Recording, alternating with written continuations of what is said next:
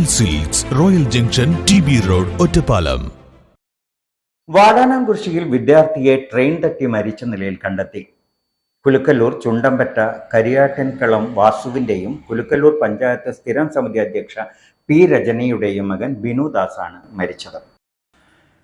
വാടാനാംകുറിശ്ശിയിലെ അമ്മയുടെ വീട്ടിലെത്തിയ ബിനുദാസിനെ വെള്ളിയാഴ്ച രാത്രി കാണാതായിരുന്നു. പിന്നീട് നടത്തിയ തെരച്ചിലിലാണ് റെയിൽപാളത്തിൽ മൃതദേഹം കണ്ടെത്തിയത്. ഷൊർണൂർ പോലീസ് സ്ഥലത്തെത്തി അസ്വാഭാവിക മരണത്തിന് കേസെടുത്തു. ചെറുപ്പശ്ശേരി ഗവൺമെൻറ് ഹയർ സെക്കൻഡറി സ്കൂളിലെ +1 വിദ്യാർത്ഥിയാണ്. ഇത്തവണ സംസ്ഥാന സ്കൂൾ കായികമേളയിൽ വെയ്റ്റ് ലിഫ്റ്റിംഗിൽ സ്വർണ്ണ മെഡൽ നേടിയിരുന്നു ബിനുദാസ്. .view ന്യൂസ്, കാഴ്ചകളാണ് ലോകം, കണ്ടു തുടങ്ങുക. Time kids pre school, Mannannur road, Vaniyamkulam.